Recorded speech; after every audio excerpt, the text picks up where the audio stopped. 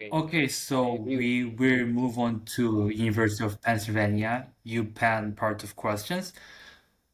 I'm just wondering, like, did you apply UPenn as early decision or was it a regular Yes, for you? ED. Oh, you applied as ET. How many other colleges did you apply aside from Um, so UPenn? like ED, you can only apply one. Yeah, At right. Jakarta Intercultural School, we have a cap at 10 applications.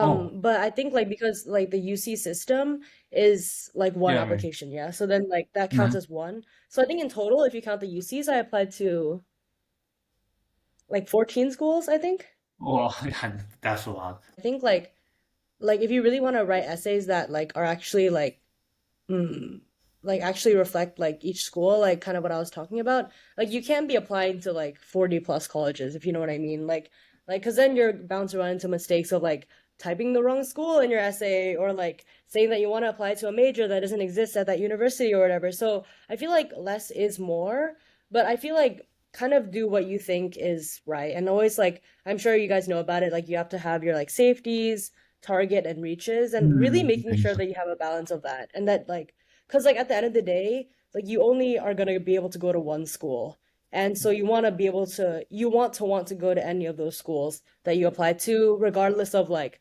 whether you want to go to one more than another so yeah. Did you have any safety scores, or were you like, okay, let me just take a risk and then I'm just gonna apply to all high level of colleges?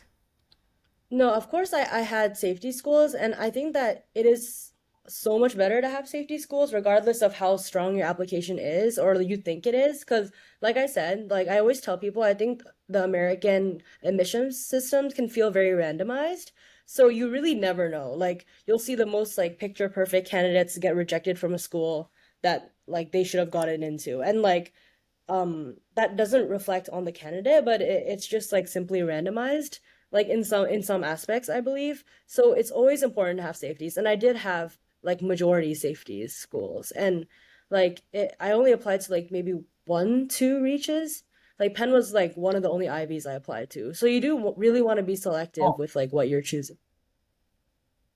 oh, that's pretty interesting. Different universities have different cultures, I believe. And as someone who was like spending most of their times in Indonesia or Thai or Singapore, like what culture of Penn was most unique to you when you first went there? Like, Um, I think one thing is that it can feel very international, I think. I know Penn doesn't have like the highest international student population like among US universities, but oh, in terms of like I feel like people are quite like I guess like informed politically. Like maybe it's also because I'm studying like PPE, like philosophy, politics, and economics.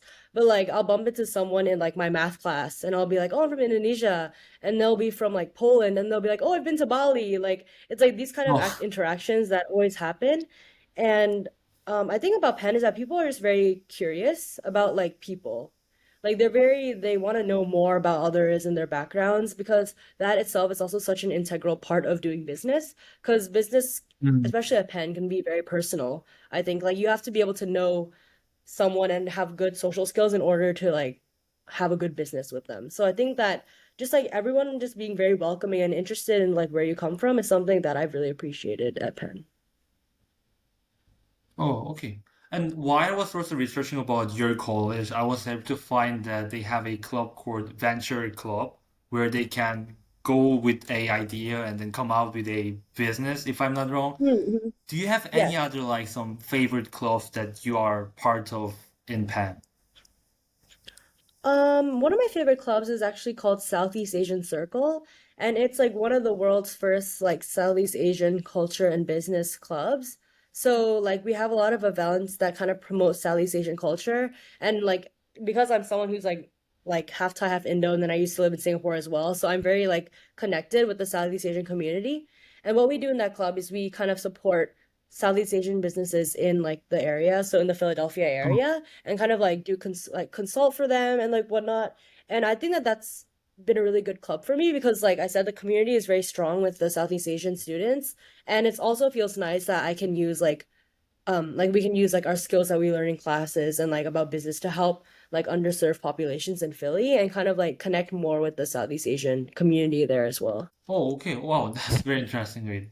Wait, so do you work with like Southeast Asia companies, if I'm not wrong?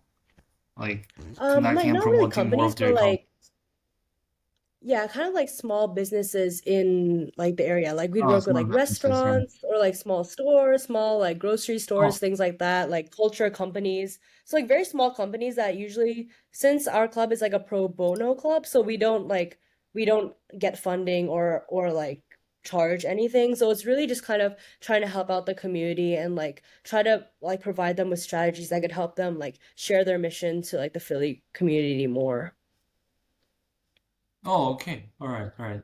And you have mentioned quite a few times about networking and also like building a relationship and connecting with other students at your college. How have you built your relations at Penn, like both with professors and your friends? And yeah, how did they impact your experience? And do you have any tips on like networking with people in a better way? Yeah, I think like professors is definitely a lot harder than like teachers in like high school because like it's a lot smaller classes in high school and like your professor like you like they're so busy and they a lot of the times they do like stuff on the side as well. So it can be difficult to get a hold of them. So it's definitely harder to have a relationship with them. But I think like really just like making an effort and like showing your face is like something that's really important because at that point in university that can get you across the line. But I think in terms of friends, like from what all I've been saying about like Penn being very pre-professional, it doesn't have to be like only pre-professional or like only for networking. Like there are like I would say like if you can definitely choose your friends and communities that like it doesn't feel like everyone is just trying to like get something out of you, which I feel like is a misconception that a lot of people have about Penn.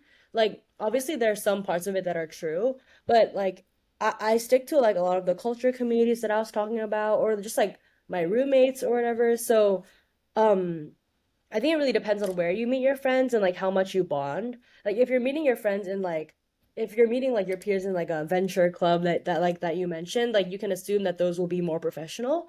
But there are also like Mhm. I think it's also important to separate your friendships and relationships that are more personal as well. And like yeah. Okay, thank you.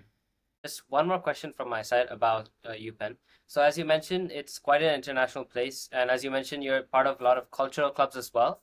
So, studying in GIS, which is quite known in Indonesia for being one of the most international schools, how do you think the exposure to a lot of students from around the world, how do you think it's helped you uh, move in or at least become friends with a lot of the international students at UPenn? Do you think it had a large impact? Yeah, I think it definitely did, and I'm very grateful and lucky that I went to like an international school like GIS because that definitely like helped me kind of like transition to like the diverse community as Penn as well. But I feel like American universities in general are such a different scale because I do think that they um like they have like so much resources and a lot more ability to kind of facilitate like other kinds of diversity other than like race or nationality, like financial diversity or like rural or urban diversity. So like there's a lot of different kinds of diversity that you don't really think about because um it's not just like what race or whatever like that. There's so much more to it that like you might not be able to see on the surface. So, I think that I'm also still learning at Penn. Like even though like I've been in a lot of diverse spaces, like the thing about diversity is that you can never like like you can never like know everyone and their stories. So, I think that being in an international community definitely helped me like adjust initially, but it's also important to recognize that like there's like other kinds of diversity that you need to consider as well. Great, great insight into that.